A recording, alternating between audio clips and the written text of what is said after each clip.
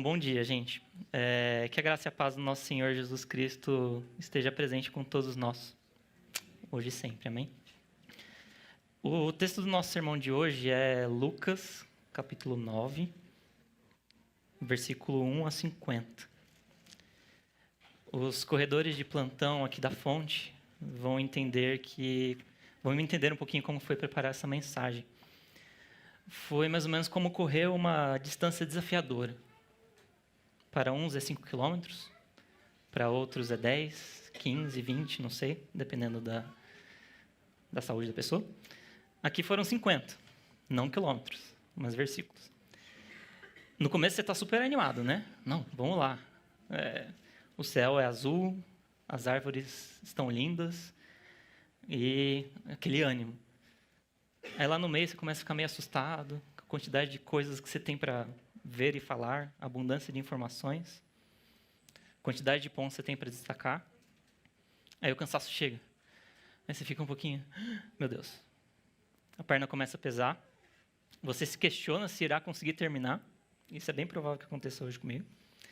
Mas você persevera e termina. E aí você termina com aquela sensação de, ufa, acabei.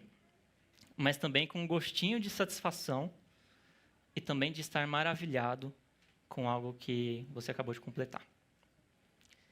Hoje a gente vai correr essa maratona de 50 versículos, não quilômetros. Talvez a gente precise pegar uma bike ou um carro no meio do caminho para dar tempo, mas eu espero que a gente finalize com essa mesma sensação de estarmos maravilhados com a palavra de Deus. Amém? O cerne do texto de hoje é: quem é esse Jesus? E sabendo quem é esse Jesus, o que significa ser discípulo desse Jesus? Duas perguntas extremamente simples e básicas, né? Se você perguntar para uns 30 evangélicos, talvez você tenha 40 respostas. Se você perguntar para uns 30 cristãos de outras tradições, talvez você tenha 50 respostas diferentes. Mas quem tem contato com o Cristo da palavra é levado a responder essas perguntas. Ao longo da história, a igreja tem respondido a essas perguntas. Nessa manhã, você, a Igreja Batista Fonte de Sicar, nós somos levados a responder essas perguntas. Quem é esse Jesus? Sabendo quem é esse Jesus, o que significa ser discípulo dele? Pense um pouco nessas perguntas, nesse momento. Que resposta você dá agora para essas perguntas? Eu sei que o silêncio às vezes pode ser um pouquinho chato, incomodante, mas eu vou dar para nós o privilégio da gente passar pelo menos 1 minuto em silêncio agora, para que você possa pensar nessas perguntas. Respire fundo. Procure limpar um pouquinho a sua mente de algo que te leve para longe dessas perguntas. Se você quiser ficar de olho aberto, fique. Se quiser ficar de olho fechado, fique. Se você está escrevendo ou anotando no celular, escreva. Mas pense. Quem é esse Jesus? O que significa ser discípulo desse Jesus? Ficar um momentinho em silêncio.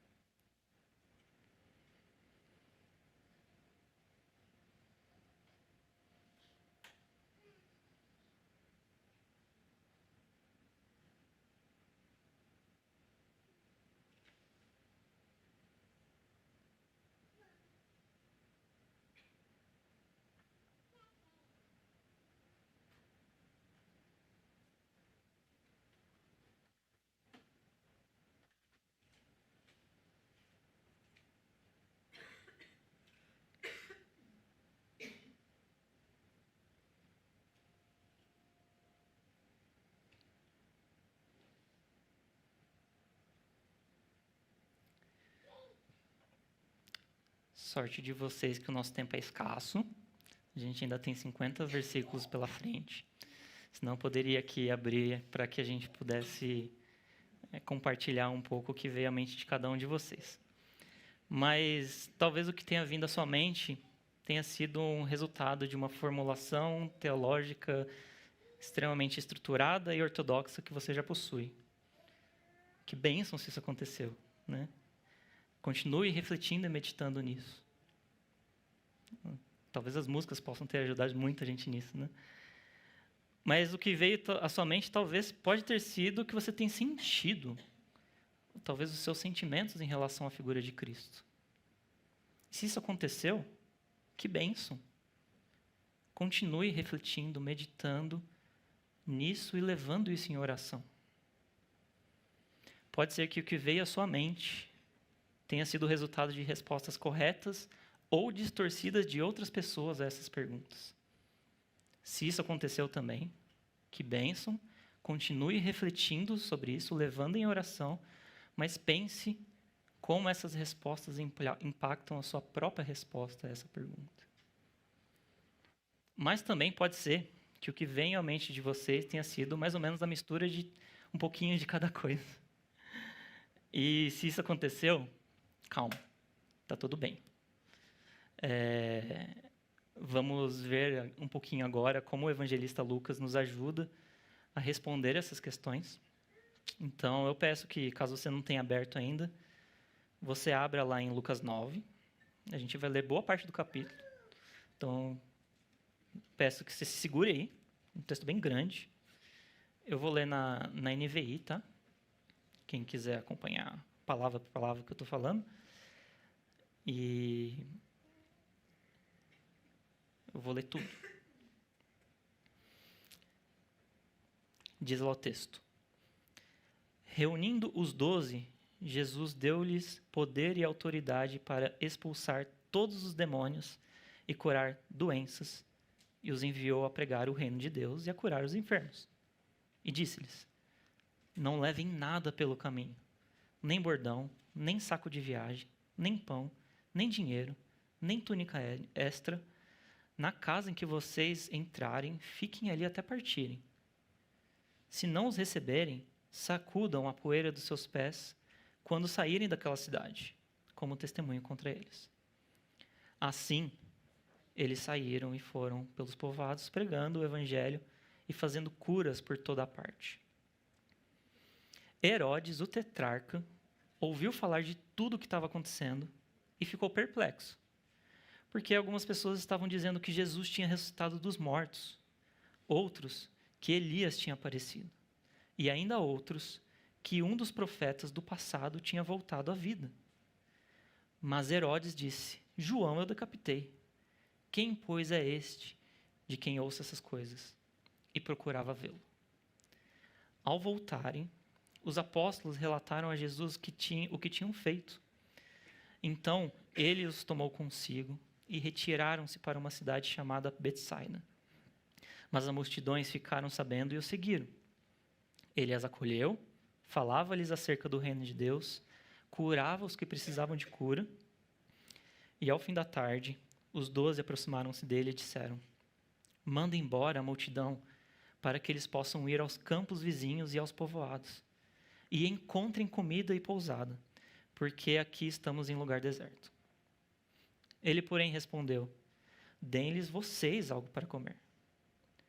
Eles disseram, temos apenas 5 pães e 2 peixes, a menos que compremos alimento para toda essa multidão. E estavam ali cerca de 5.000 homens. Mas ele disse aos seus discípulos, façam-nos sentar em grupos de 50. Os discípulos assim fizeram, e todos se assentaram. Tomando os 5 pães e os 2 peixes, e olhando para o céu, deu graças e os partiu. Em seguida, entregou-os aos discípulos para que os servissem ao povo. Todos comeram e ficaram satisfeitos.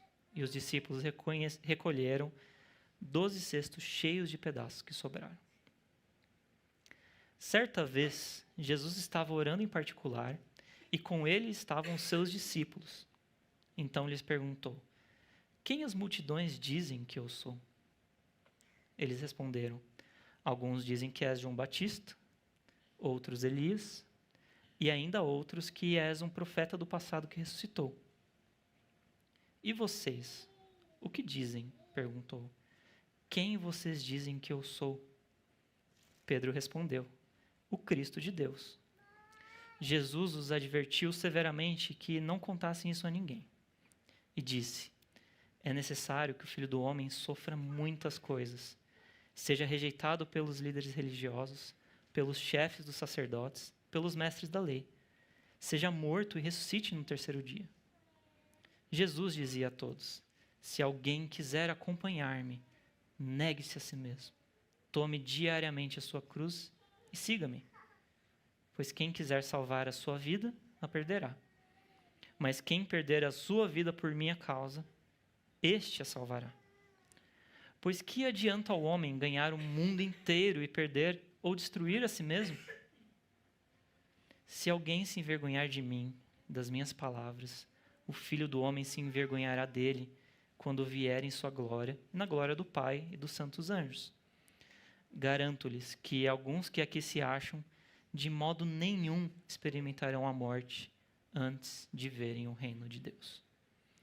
Aproximadamente 8 dias depois de dizer essas coisas, Jesus tomou consigo a Pedro, João e Tiago e subiu ao monte para orar. Enquanto orava, a aparência do seu rosto se transformou, e as suas roupas ficaram alvas e resplandecentes como o brilho de um relâmpago. Surgiram 2 homens que começaram a conversar com Jesus. Eram Moisés e Elias. Apareceram em glorioso esplendor e falavam sobre a partida de Jesus que estava para se cumprir em Jerusalém. Pedro e os seus companheiros estavam dominados pelo sono. Acordando subitamente, viram a glória de Deus e os 2 homens que estavam com ele. Quando estes estavam se retirando, Pedro disse a Jesus: Mestre, é bom estarmos aqui. Façamos 3 tendas, uma para ti, uma para Moisés e uma para Elias. Ele não sabia o que estava dizendo. Enquanto ele estava falando, uma nuvem apareceu e os envolveu, e eles ficaram com medo ao entrarem na nuvem. Dela saiu uma voz que dizia: Este é o meu filho, o escolhido, ouçam a ele. Tendo-se ouvido a voz, Jesus ficou só. Os discípulos guardaram isto somente para si. Naqueles dias não contaram a ninguém nada do que tinham visto. No dia seguinte, quando desceram do monte, uma grande multidão veio ao encontro dele.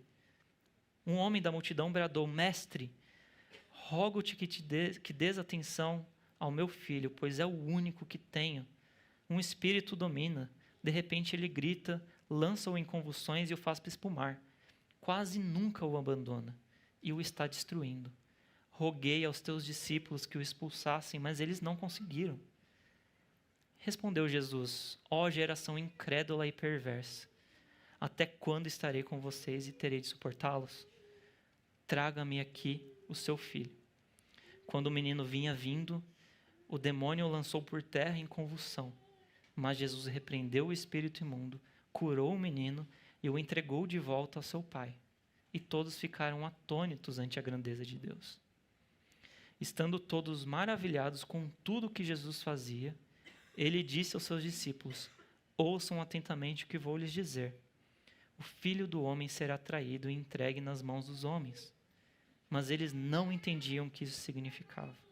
Era-lhes encoberto, para que não o entendessem, e tinham receio de perguntar-lhe a respeito dessa palavra. Começou uma discussão entre os discípulos acerca de qual deles seria o maior. Jesus, conhecendo os seus pensamentos, tomou uma criança e a colocou em pé e ao seu lado. Então lhes disse: quem recebe esta criança em meu nome está me recebendo. E quem me recebe está recebendo aquele que me enviou. Pois aquele entre vocês que for o menor, este será o maior. Disse João: Mestre, vimos um homem expulsando demônios em teu nome e procuramos impedi-lo, porque ele não era um dos nossos. Não o impeçam, disse Jesus, pois quem não é contra vocês é a favor de vocês. Ufa! Que texto, né? mas ao mesmo tempo eu gosto dessa experiência de ler tudo, que a gente tem essa visão mais panorâmica do texto. À luz desse texto, eu vou buscando responder as perguntas que a gente fez no início. Eu vou resumir um pouco a nossa jornada dessa manhã como se fosse uma corrida de 10 quilômetros. Nos primeiros 2 quilômetros, a gente vai ver que Jesus envia os seus discípulos em uma jornada de completa dependência e confiança a Deus. No terceiro e no 4º quilômetro, nós vamos ver que as nossas expectativas sobre Jesus precisam ser avaliadas à luz da palavra. Do 5º ao 7º quilômetro, vamos falar mais diretamente sobre o que é ser um discípulo de Cristo. E, finalmente, nos últimos 3 quilômetros, nós vamos ver que na jornada do discipulado, o discípulo ele é confrontado com suas limitações e com seus pecados. Vamos lá? Segura aí. Começando pelo começo. A gente vê que desde os capítulos de 5 e 6 do Evangelho de Lucas, Jesus está chamando os discípulos para si. Isso é colocado de maneira bem simples no chamado que ele faz para o publicano Levi. Ele chega para Levi e fala, siga-me. E Levi seguiu ele. Depois Jesus chama os seus discípulos e dentre eles escolhe 12 que ele designa apóstolos. Pessoas que andariam mais próximo dele e pessoas que seriam enviados por ele.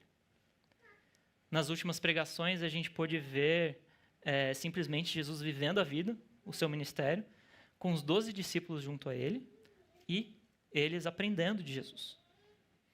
Agora, no início do capítulo 9, o texto diz que Jesus reúne os 12 discípulos e lhes dá autoridade e poder e os envia. Sim, tinha chegado o momento em que eles seriam enviados. No relato de Lucas, esse não é o único momento em que os discípulos são enviados, dando a entender que talvez esse processo de Jesus enviar os discípulos ao mundo seja um ato repetitivo. No versículo 1, Jesus os envia. No versículo 10, os discípulos retornam a Jesus e Jesus os toma consigo. No capítulo 10, este movimento de envio e retorno acontece de forma muito semelhante.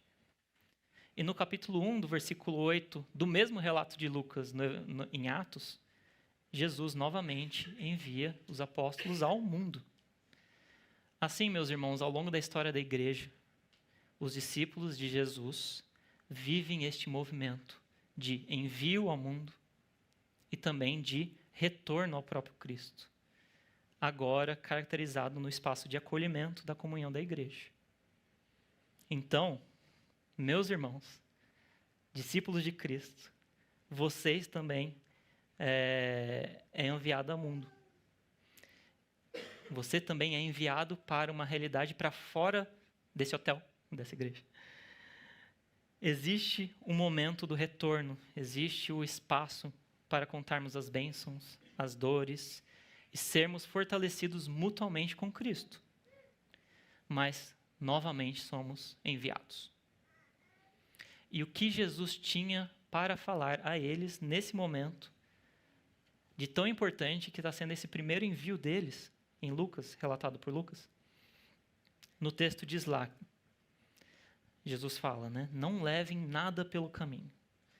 Nem bordão, nem saco de viagem, nem pão, nem dinheiro, nem túnica extra. Na casa que vocês entrarem, fiquem ali até partirem, e se não os receberem, sacudam a poeira dos seus pés quando saírem daquela cidade, como testemunho contra eles. Então, meus irmãos, um dia quando vocês estiverem arrumando uma mala de viagem, façam um exercício de reler esse texto. Vai inspirar um pouco vocês, talvez, a preparar uma mala de 1 mês para caber na bagagem de mão de um avião. Ou não, né? É engraçado que toda vez que eu vou viajar, não sei por que eu lembro desse texto. E aí eu penso, meu Deus, eu preciso levar tanta coisa. E o Senhor fala que a gente não deve levar nada pelo caminho. Brincadeiras à parte, a gente pode se colocar no lugar dos discípulos, Você já está ali um bom tempo vendo Jesus fazer o que ele fazia. Agora mesmo, ele estava te enviando em nome dele. Pensa nas responsabilidades e talvez nos gatilhos que isso pode ter gerado de ansiedade e superorganização em algum discípulo. Onde eu vou colocar as minhas coisas? Eu preciso de um saco de viagem. O que eu vou comer? Eu preciso de pão. Como eu vou me sustentar? Eu preciso de dinheiro. Se eu passar frio, eu preciso de uma túnica extra. Onde eu vou dormir? O que eu vou fazer? Se acontecer aquilo? Se acontecer outra coisa? E agora? E agora? São questionamentos justos. Mas a ordem de Jesus nesse caso é clara.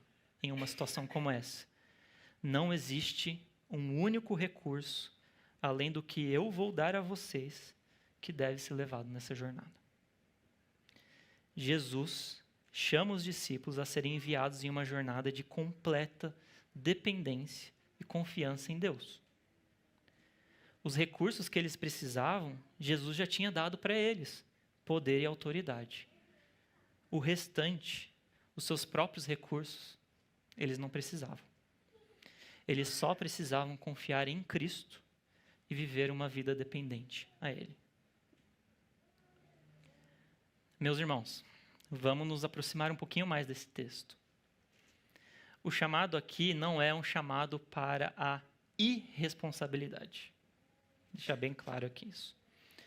Apesar desse texto nos fazer pensar sobre o nosso acúmulo de coisas, bem como sobre as coisas que nós realmente precisamos. O cerne aqui não é te deixar culpado se você faz bem uma mala de viagem ou não. O cerne aqui é fazer a gente refletir o que nós temos levado pelo caminho. Os recursos que nós temos, internos ou externos, nós entendemos como algo dado por Deus. O quanto nós somos tentados a focar simplesmente nos recursos que temos em nossas mãos e a deixar Deus de escanteio nessa história. Jesus, ele envia os seus discípulos nessa jornada de uma completa dependência e confiança a Deus. Como nós temos vivido isso? 2 quilômetros na nossa corrida. Agora a gente consegue, continuando o texto, a gente vê que as notícias de Jesus e os seus discípulos chegam ao ouvido de Herodes, que é basicamente o líder político ali da região. Muitas pessoas tinham uma opinião sobre Jesus, inclusive de que ele fosse o próprio João Batista, seu primo, ressuscitado dos mortos. Herodes vira e fala: mas João eu decapitei. Quem, pois, é este de quem eu ouço essas coisas? E ele procurava ver quem era Jesus. Então essa era meio que uma polêmica que estava rolando no Zap ali da Palestina do primeiro século. Quem era Jesus? A gente vai dar um pequeno pulo no texto, lá no versículo 18, diz que Jesus estava orando junto aos seus discípulos, e aí ele pergunta aos discípulos: quem as multidões dizem que eu sou? E os discípulos, eles respondem exatamente a mesma coisa que é relatada anteriormente na busca de Herodes. Novamente, muitas pessoas tinham opiniões diferentes sobre Jesus. E aí Jesus faz a nós a mesma pergunta que fez aos discípulos. E vocês, o que dizem? Dá para imaginar um pouco Jesus pegando no ombro assim, de um dos discípulos, ou apontando assim para eles e falando: e vocês? A pergunta aqui de Jesus, ela não deixa uma responsabilidade para o vácuo. Ele não deixa uma possibilidade de você visualizar e não responder. Jesus, de forma enfática, ele pergunta a cada discípulo: e vocês, o que dizem?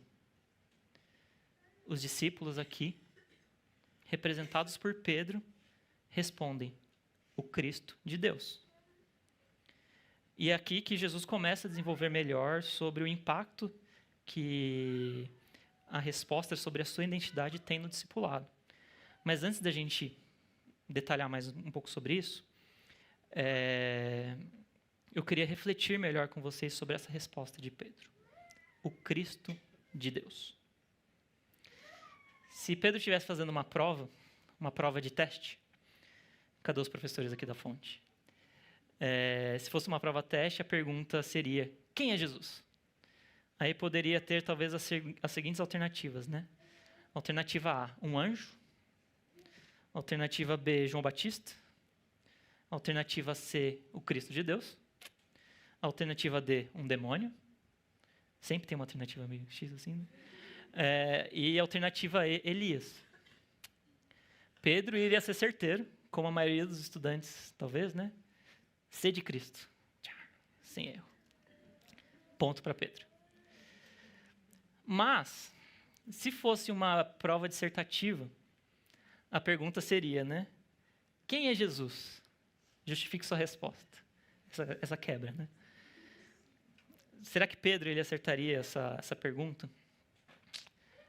E o meu palpite aqui é que provavelmente não.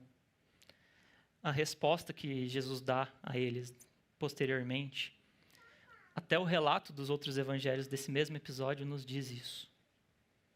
Mas eu não vou me deter muito nisso, e eu quero falar um pouquinho aqui para vocês sobre a expectativa que se tinha na Palestina do primeiro século sobre o Messias, sobre o Cristo, aquele que estava para vir. O que um judeu daquela época entendia sobre quem era o Cristo? Um judeu piedoso do primeiro século, ele aguardava a vinda desse Messias. De forma semelhante, e que esse Messias, de maneira semelhante ao que o seu antepassado Davi, iria libertar o povo das mãos dos pagãos, restaurar a adoração em Israel e posicionaria os judeus como representantes de Deus perante todas as nações. Na imaginação desse judeu, esse evento seria tão grandioso que representaria um retorno definitivo do exílio de Israel desde que eles foram subjugados pela Babilônia séculos antes. Essa seria a justificativa de Pedro. É a maneira como um judeu comum do primeiro século entenderia, antes de Cristo, entenderia essa realidade do Messias. E por causa dessa expectativa, Jesus ele é bem rígido aqui, logo depois que Pedro fala isso. Jesus ele adverte os discípulos a não contarem aquilo a ninguém. Por que ele faz isso? Ele tinha acabado de alimentar mais de 5.000 pessoas. O líder político da região procurava saber dele. Ele usar para si o título de Messias, o Cristo, apesar de correto, nesse contexto, sem falar o que ele iria falar depois, poderia desencadear num caminho de libertação política do povo judeu diante dos romanos, que era muito comum naquela época. Muitos auto-intitulados messias daquela época seguiram esse caminho e falharam. O verdadeiro Messias, o Cristo, não se propôs a seguir esse caminho, mesmo diante das fortes expectativas daqueles que o seguiam. Meus irmãos, vamos nos lembrar que essa era também uma das tentações que Jesus foi exposto no deserto, que o nosso Anderson muito bem expôs aqui algumas semanas atrás. Naquela situação, o diabo diz a Jesus: ao olharem todos os reinos do mundo, se me adorares, tudo será teu. Meus irmãos, quais são as nossas respostas para essa pergunta? Quem é Jesus? Para além da simples resposta, que pode estar correta, como a de Pedro estava, quais são as nossas expectativas sobre quem Jesus é? O que as nossas respostas dizem sobre as nossas expectativas? E se você fosse perguntado, quem é Jesus? Justifique sua resposta. O que você iria responder? Queridos, assim como no primeiro século, hoje existem muitas opiniões sobre quem Jesus é. Sobre como Jesus iria agir hoje. O que ele faria no meu lugar. Em qual candidato político ele iria votar. Qual decisão de emprego ele iria tomar. Que tipo de política pública ele iria apoiar. De um jeito ou de outro, todos nós temos respostas em nosso imaginário a essas perguntas. E o convite que esse texto nos faz hoje é avaliar as nossas expectativas sobre Cristo à luz da palavra, à luz do que o próprio Cristo diz sobre si. 4 quilômetros. Segurem aí. Agora é aquela hora da corrida que, se você for com muita sede ao pote, você vai falhar. Diante disso, meus irmãos, o que é ser um discípulo de Cristo? Em primeiro lugar, ser um discípulo de Cristo é estar atento ao próprio Cristo, à sua vida, missão e o que ele faz em nós. Ser um discípulo de Cristo é estar atento ao próprio Cristo, à sua vida, sua missão e o que ele faz em nós. Tem diversos momentos nesse texto que chama os discípulos a atenção. No versículo 21, a gente diz que Jesus advertiu eles severamente. No versículo 35, ouvimos Deus dizendo diretamente a eles sobre Jesus: ouçam ele.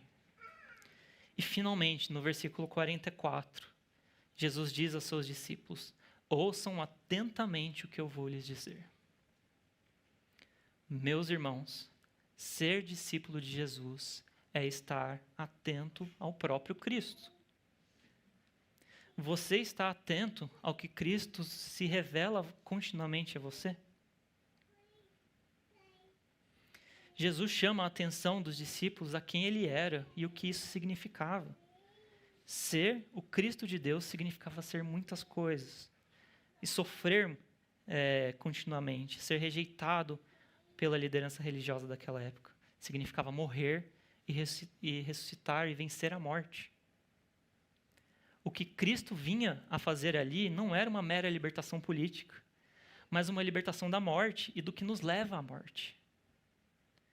Nós estamos atentos ao que Cristo tem feito em nós? Estamos atentos ao que Cristo tem feito nesse mundo? Nós vivemos um tempo em que a nossa atenção é literalmente dinheiro para muitas pessoas. Nós somos bombardeados por 1 milhão de coisas que procuram simplesmente o nosso tempo e a nossa atenção. A pergunta que eu faço para mim e para vocês é: no que mais importa? Estamos atentos ao próprio Cristo? Jesus continua: se alguém quiser acompanhar-me, negue-se a si mesmo.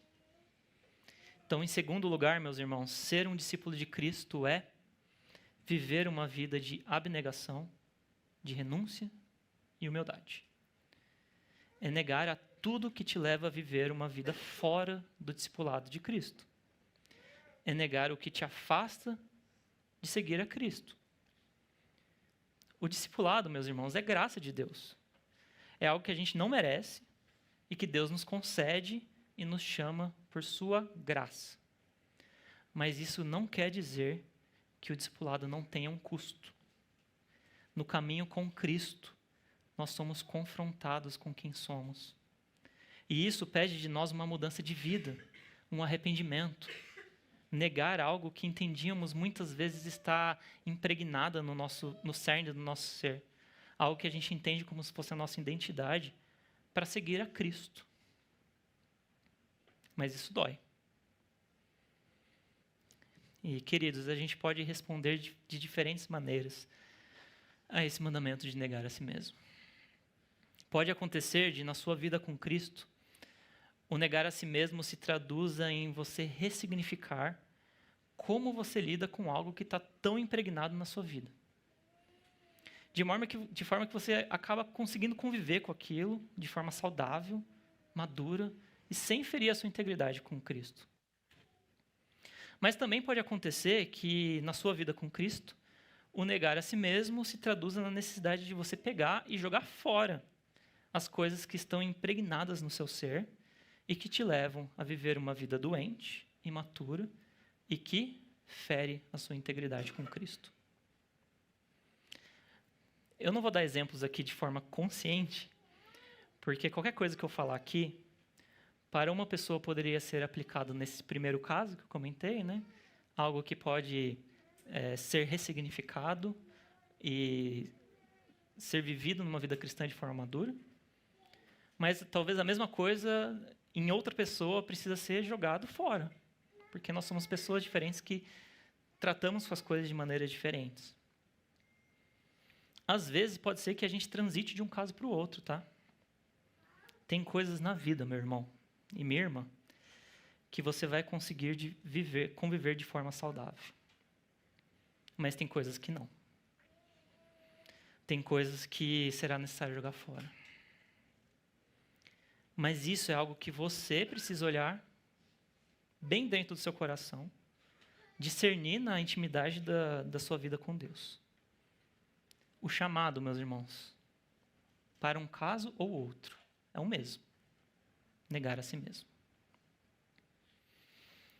Jesus continua. Se alguém quiser acompanhar-me, negue-se a si mesmo. Tome diariamente a sua cruz e siga-me. Em terceiro lugar, meus irmãos, ser um discípulo de Jesus é seguir aquele que vai para a cruz. E aquele que vai para a cruz nos chama a tomar a nossa cruz e a segui-lo. Vejam aqui que Cristo nos leva a uma atitude de viver uma vida de sofrimento, tal como Cristo viveu. E por isso, meus irmãos, ser cristão implica em sofrer. A ideia aqui não é a gente romantizar qualquer tipo de sofrimento, mas a gente reconhecer o sofrimento como uma realidade da vida. O sofrimento não é algo que o cristão precisa necessariamente buscar, mas é algo de qual ele não necessariamente deve fugir.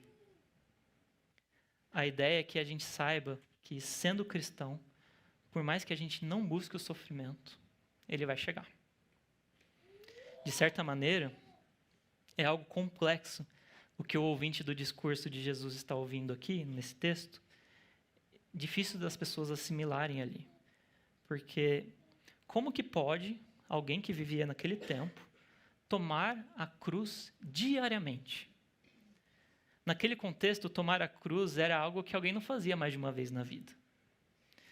Ela não teria a oportunidade de carregar a cruz no outro dia. Porque se ela carregou a cruz num dia, ela vai morrer. Né? Já aqui, Jesus ele dá uma indicação dessa mudança, do significado que a cruz traria na sua vida. De um local de tortura e morte para um local de sofrimento, sim. Mas um sofrimento acompanhado do incrível amor de Deus e da vitória que esse amor de Deus nos dá. O Eugene Peterson diz que a cruz é um local de crise, em que o significado da existência se torna mais evidente, mas também que o amor de Deus confronta o pecado do homem e o amor de Deus vence. E eu vou encerrar esse tópico aqui com duas citações da Tish Warren, que é uma pastora anglicana, que ela escreveu um livrinho chamado Oração da Noite. É um livrinho muito bom. Se você tem passado um período doloroso de sofrimento, é um bom livro para você ter na sua mochila, no seu saco de viagem. Ela diz: o sofrimento nos dá novos olhos. Eles nos ensinam a ver no escuro. E o que aprendemos a ver? Luz, esperança, alegria, até o próprio Deus, de formas novas e profundas. Ela também diz: o sofrimento não é inerentemente bom ou valioso. É imprestável, a não ser que leve à quietude, depois à oração e, finalmente, ao amor de Deus. A gente precisa aprender a sofrer, meus irmãos. E, principalmente, a gente precisa aprender a sofrer em comunidade. Porque, isso eu falo por mim, muitas vezes, quando a gente sofre, a gente tende a se fechar. Deixa que eu dou conta. Vem em mim. E a gente não dá. Então, pense um pouquinho sobre isso, como tem sido a sua experiência de sofrimento e que tipo de gatilhos isso tem gerado em você. Em quarto lugar, meus irmãos, ser um discípulo de Jesus é crer na promessa do reino. A promessa está ali no versículo 27. Olha lá. Garanto que alguns que aqui se acham de modo nenhum experimentarão morte antes de verem o reino de Deus. Existem diversas hipóteses entre os comentaristas sobre o significado dessa passagem. Afinal, quando é que se cumpriu essa promessa de Jesus, que Jesus fez àqueles que ouviam ele? E eu peço licença aqui a alguns dos meus irmãos para tomar um partido. E quando eu li esse texto da primeira vez, e eu vi que isso é algo factível, afinal, eles já não estavam vendo o reino de Deus sendo manifestado ali? Eles já não estavam vendo nas manifestações de poder, na vida do próprio Cristo, o reino de Deus manifestado ali? Não veriam eles futuramente, após a morte e ressurreição de Cristo, o reino de Deus manifestado por meio da sua igreja? Meus irmãos, nós somos chamados a viver com essa expectativa pelo reino de Deus, que é algo que já está sendo vivenciado, de certo modo, hoje, por nós, de forma concreta, na nossa vida com Deus, na nossa experiência comunitária, mas que também será vivenciado plenamente na eternidade. O evangelista Marcos, ele nos diz que Jesus começou o seu ministério com a seguinte chamada: o reino de Deus está próximo, arrependam-se e creiam nas boas novas. Somos chamados a viver como discípulos de Cristo, a partir dessa realidade do reino que se aproxima. Vivenciamos esse reino já hoje, somos chamados a buscá-lo dia após dia, mas vivenciaremos ele plenamente quando Cristo voltar. Vivamos com essa expectativa pelo reino de Deus, meus irmãos. Em quinto lugar, e esse ponto aqui é patrocinado pelo Ministério de Oração da Fonte, ser um discípulo de Jesus é viver uma vida de oração tal como o próprio Cristo viveu. Ser discípulo de Jesus é viver uma vida de oração tal como o próprio Cristo viveu. No texto de hoje a gente tem pelo menos 2 exemplos, mas para reforçar o meu ponto eu vou até um pouquinho mais longe. No capítulo 5, versículo 17 diz assim: Jesus retirava-se para lugares solitários e orava. No capítulo 6, versículo 12, diz que Jesus saiu para o monte a fim de orar e passou a noite orando. E agora, no capítulo 9, versículo 18, que a gente já leu, diz que certa vez Jesus estava orando em particular. E no capítulo 9, versículo 28, diz que Jesus tomou consigo a Pedro, Tiago e João, subiu ao monte para orar. Jesus orava em lugares solitários, ele passava a noite orando, ele orava em particular enquanto ele estava com outras pessoas, e ele levava outras pessoas a orarem com ele. Desses exemplos, é possível nós dizermos que Jesus orava praticamente a todo momento e em todo lugar. É muito curioso quando a gente pensa um pouco sobre a ênfase que os evangelhos dão nesse tópico. Por que eles mencionam que Jesus orava? Por que Jesus orava? Nos parece razoável assumir que se alguém poderia orar menos, essa pessoa seria Jesus, né? Bom, o testemunho da palavra é outro. Jesus orava e orava bastante. E se Jesus orava e orava bastante, quanto mais nós precisamos orar, meus irmãos. Meu irmão e minha irmã, eu convido você, nesse momento, a avaliar a sua vida de oração. Você ora a Deus somente em busca das suas necessidades? Você tem dedicado tempo para orar por outras pessoas que não sejam você e os seus próprios dilemas? Você tem dedicado tempo a responder a palavra em oração? A ideia com essas perguntas não é simplesmente fazer que você comece uma planilha de Excel e qualificando o tipo de oração e o tempo que você vai dar para cada uma delas, né? Mas eu convido você seriamente a avaliar a sua vida de oração. Uma vida de oração que é um termômetro bem preciso da nossa espiritualidade e da nossa vida com Deus. No Ministério de Oração aqui da Fonte, nós somos desafiados a dar recursos para que a igreja ore. Por isso, nós fazemos reuniões de oração online, Fazemos reuniões de oração presencial em alguns domingos aqui antes do culto. Fazemos relógio de oração em alguns sábados. Nos reunimos uma vez a cada 2 meses no Vale da Bênção para jejuar e orar. E fiquem tranquilos, a gente não tem a expectativa que todos os membros e frequentadores da fonte estejam presentes em cada um desses espaços. Mas a gente tem uma expectativa, que a nossa igreja seja uma igreja que ore.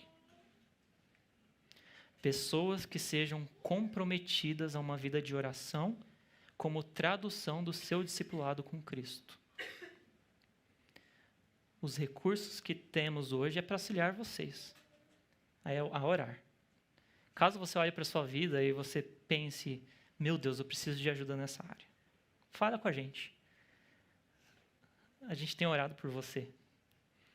E a gente está disposto a caminhar com você nesse desafio que é viver uma vida de oração. Em vida de oração, gente, não tem espaço para simplesmente regrinha e perfeição, não, tá? Estamos todo mundo no mesmo barco. E a gente caminha junto, buscando motivar a gente a orar uns pelos outros e a orarmos juntos também. Amém? 7 quilômetros. Estamos quase lá, meus irmãos. Prometo que esse é o último ponto. Ao longo desse trecho que a gente leu nessa manhã, nós vemos os discípulos serem colocados em diversas situações após serem enviados por Jesus. O versículo 10 diz que os discípulos, ao voltarem, relataram a Jesus o que eles tinham feito. No versículo 6, mostra que eles tiveram sucesso na missão deles. Eles tinham pregado por toda parte, realizado curas por toda parte.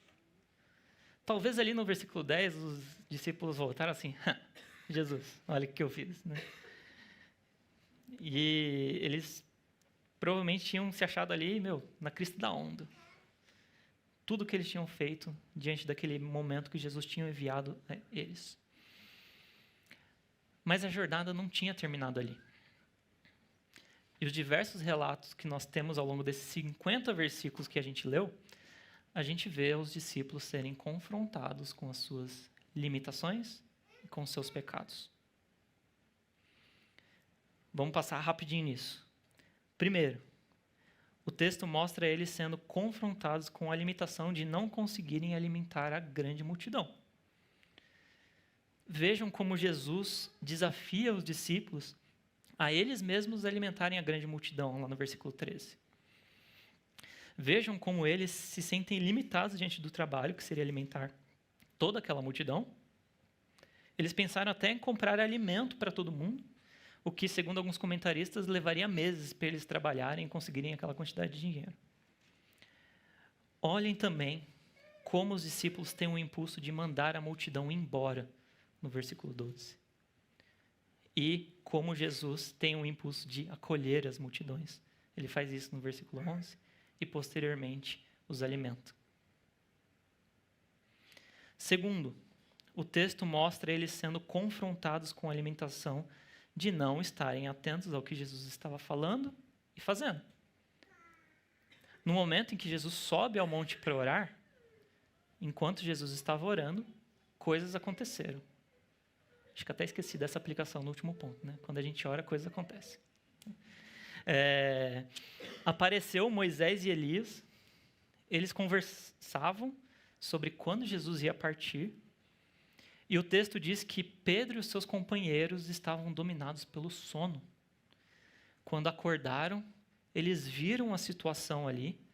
Pedro ainda sugeriu que eles ficassem mais tempo ali, sendo que claramente, diante do que Jesus estava conversando com Moisés e Elias, o propósito dali não era que eles ficassem ali, mas que eles retornassem para a missão que Jesus tinha.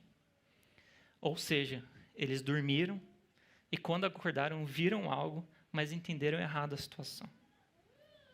Quem nunca, né, fez uma pergunta meio X depois que acorda meio assim no meio da aula?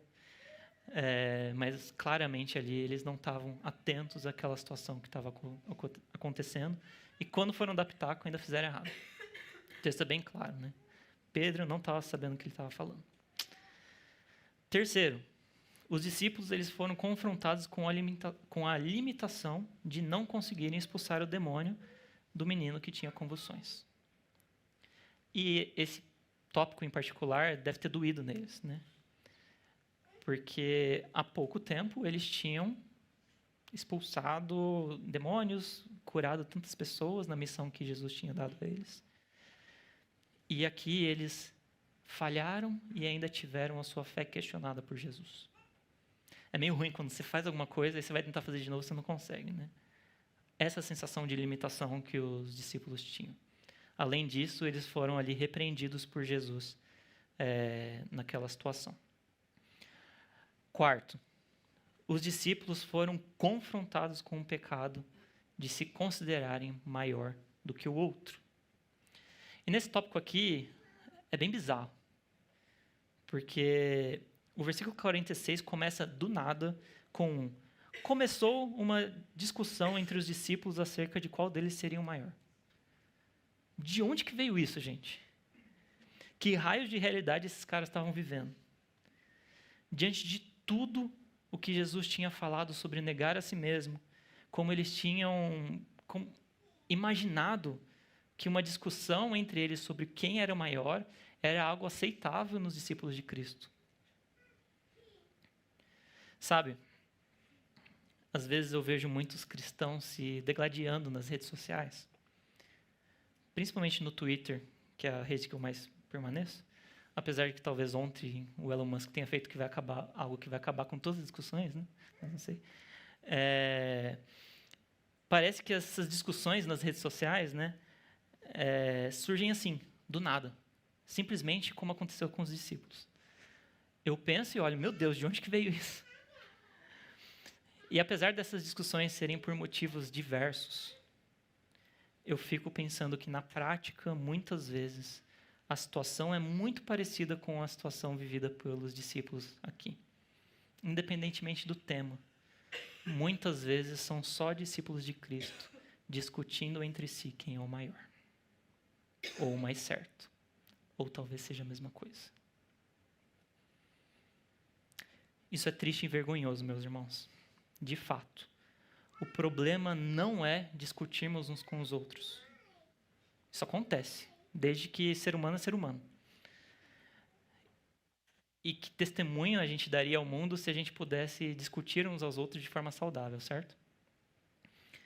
Mas o problema aqui é sim, discutirmos uns com os outros, seja lá qual for o assunto, com aquela guerra fria ou quente de buscar mostrar quem é o que está mais certo, ou talvez lá no fundo de quem é o maior. Jesus nos chama a sermos o menor, não o maior. Nos chama a recebermos e valorizarmos aquele que é o mais desprezado, a figura da criança naquela sociedade. Usando um bordão moderno, né? Sejamos menos, meus irmãos. Menos. Baixa a bola. Quinto, os discípulos foram confrontados com o pecado de desprezarem aquele que não era do seu grupo. Versículo 49. João diz que procuraram impedir um homem de expulsar demônios em nome de Jesus, porque não era um deles. E eu vou até me estender um pouco aqui, olhando para o versículo 54, pedindo licença para quem for pregar a semana que vem. No versículo 54, a gente vê os discípulos sendo confrontados com o pecado de responderem com violência contra aqueles que os rejeitam. Diz lá, se você olhar aí, Tiago e João perguntando a Jesus se deveriam destruir aqueles que tinham rejeitado a chegada deles. Meus irmãos, eu pergunto novamente, de onde será que surgiu isso? De onde eles tiraram que seria aceitável em um comportamento de um discípulo de Cristo falar que pode destruir alguém? O mesmo Cristo que já tinha falado que se eles fossem rejeitados, eles deviam sacudir a poeira dos pés e partir. Não buscar destruir aqueles que tinham rejeitado. E, meus irmãos, isso só tem um nome: pecado. Nessa longa sequência do texto, nós vemos expostos as limitações e os pecados dos discípulos, mesmo depois deles fazerem grandes maravilhas. Isso deve levar a gente a colocar o nosso pé no chão, nos levar à consciência de que, por mais maravilhados que estejamos com o que fazemos para Deus, nós não podemos fazer tudo. Nós temos as nossas limitações. Nós não somos deuses. E também precisamos ter a consciência de que, por mais que sejamos discípulos de Cristo, não estamos alheios ao pecado e nós seremos confrontados com o nosso pecado. Vemos também, a partir do pecado dos discípulos, que certas coisas não são aceitáveis no comportamento dos discípulos de Cristo, que são considerar-se maior do que o outro, desprezar aquele que não faz parte do seu grupo, cometer violência contra aquele que o rejeita. Caso a gente esteja dando margem a alguma coisa dessas, meus irmãos, a gente precisa se arrepender. Pode ser também que, nessa longa reflexão que eu pude fazer aqui, você tenha pensado outras coisas. E é normal, meus irmãos. Ser discípulo de Cristo também é ser confrontado com o nosso pecado, porque nós estamos passando por um processo de santificação e Deus está trabalhando na nossa vida. Se preocupe quando você não estiver vendo pecado, porque aí pode ser que você esteja com o olho talvez mais fechado do que deveria estar. Meus irmãos, que nós possamos, a partir desse longo trecho, desses 10 quilômetros percorridos, ter a consciência de quem Jesus é, do que é ser um discípulo dele. Que a gente também possa estar atento às nossas limitações e aos nossos pecados. Que Deus nos abençoe. Vamos orar. Senhor, a gente te louva e te agradece porque a Tua palavra é viva, Pai. A Tua palavra é viva e ela vem e corta o nosso coração, Pai. Expõe o nosso coração diante dos nossos falsos entendimentos sobre o Senhor, das nossas expectativas muitas vezes distorcidas de quem o Senhor é, ó Pai. Expõe o nosso coração diante das nossas limitações, expõe o nosso coração diante dos nossos pecados. A gente te louva, ó Pai, porque no meio disso tudo a gente é recebido por Ti, por meio da Tua graça. E nós somos acolhidos continuamente por Ti, assim como o Senhor Cristo acolheu aqueles discípulos, vez após vez que eles erraram ali, ó Pai. Nos dá essa clara consciência, ó Pai, de quem o Senhor é. Nos dá, ó Pai, essa clara consciência de que é ser um discípulo do Senhor. Mas nos dá, Pai, essa clara consciência de quem nós somos, do que nós podemos, das nossas limitações e dos nossos pecados, Senhor. Gera isso em nós, ó Pai, e ajuda-nos a vivermos essas experiências imersos pelo Teu amor, pela Tua graça. Em nome de Jesus, amém. Que Deus nos abençoe, meus irmãos.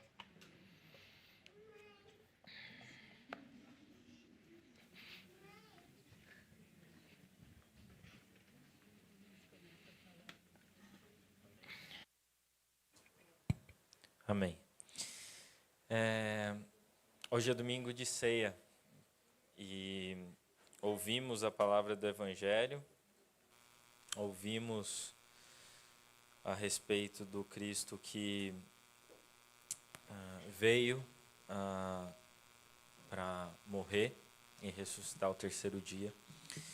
E ouvimos também agora no final da mensagem o quanto nós precisamos, vez após vez, lembrarmos que nós somos pecadores, ainda que redimidos, que nós temos pecado.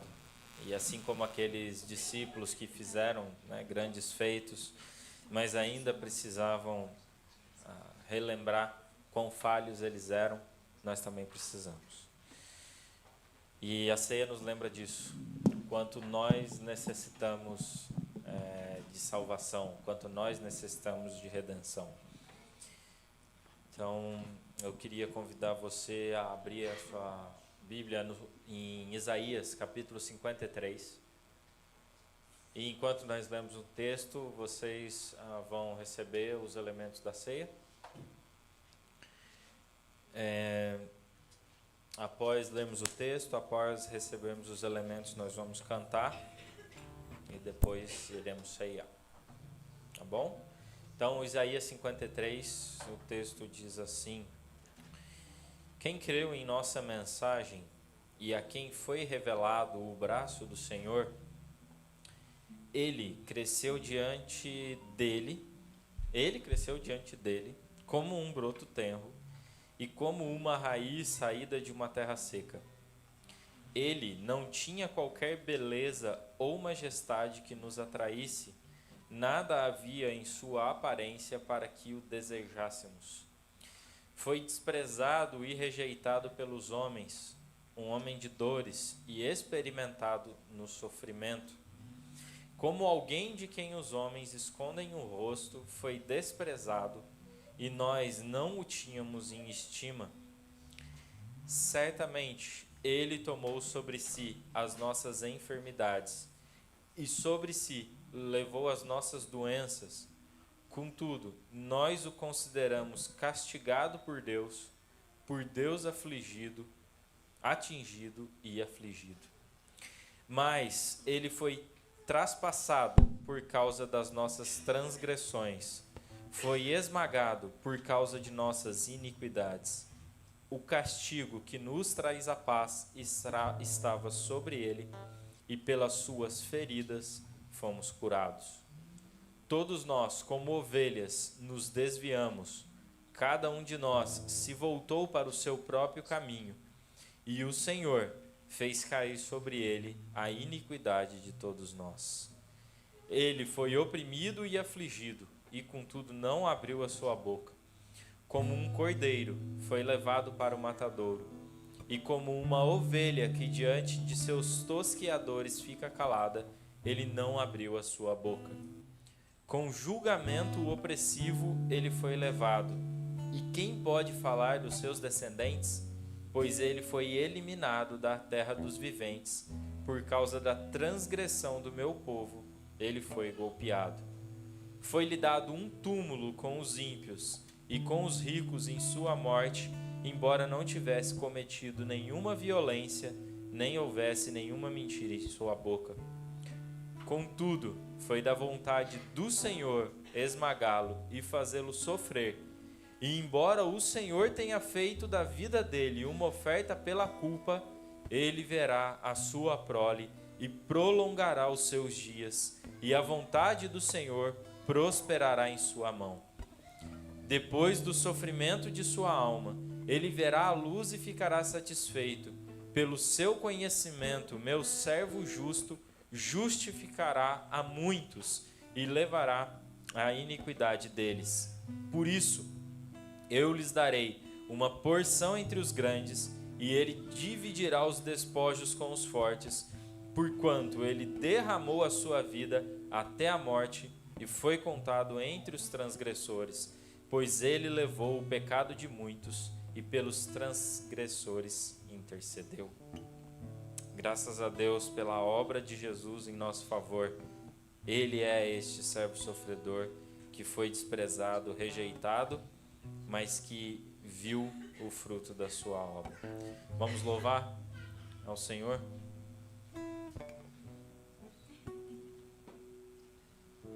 Vamos louvar. Nome sobre todo nome. Nosso Jesus. Vamos ficar em pé?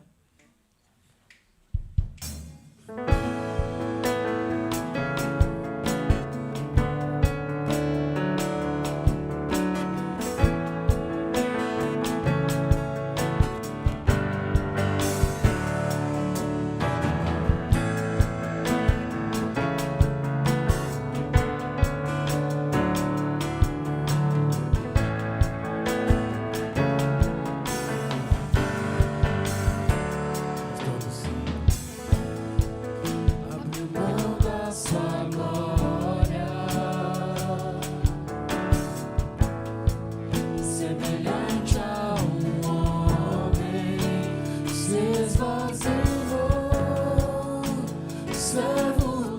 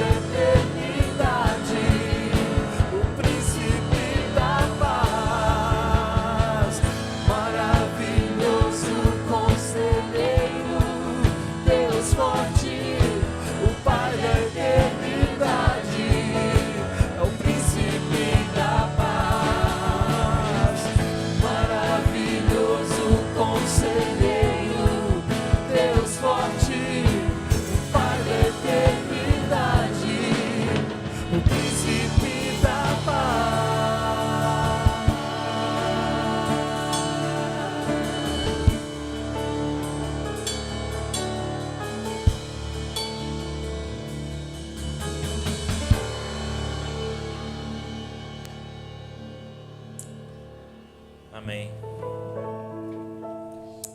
Graças a Deus pela obra dele na cruz do Calvário em nosso favor. E é isso que a gente lembra nessa manhã. Vamos orar?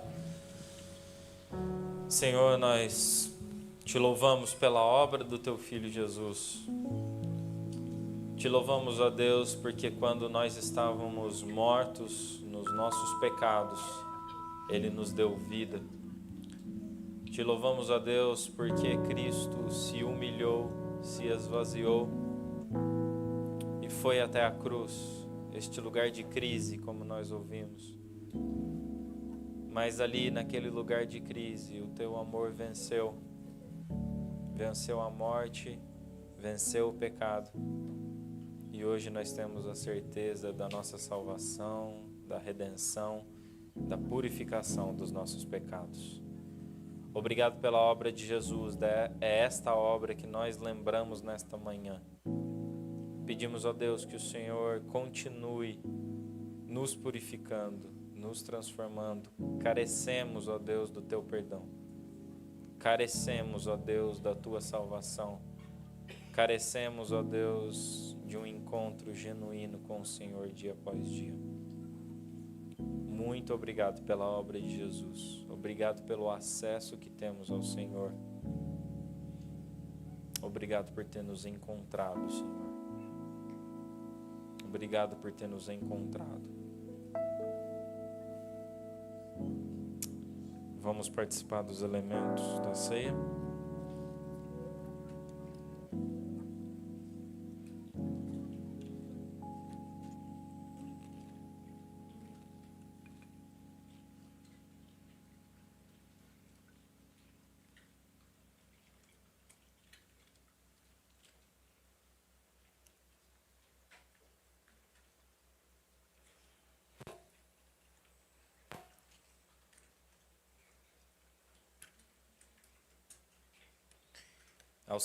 Ao ceiar, lembramos dessa obra e anunciamos a obra de Jesus até que Ele venha. Amém. Vamos orar e encerrar nosso culto? Mais uma vez diante de Ti, Senhor, louvamos a Ti por esse tempo que o Senhor nos reservou nesta manhã. Obrigado pela Tua palavra, porque ela é rica, porque ela é viva, porque ela é eficaz. Obrigado, a Deus, por esta comunidade, por esta parte do Teu povo que aqui se reúne.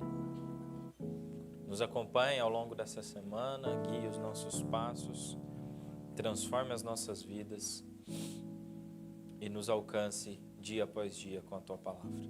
É o que nós te pedimos e te agradecemos no nome do Teu Filho Jesus. Amém. Boa semana a todos. Até domingo que vem.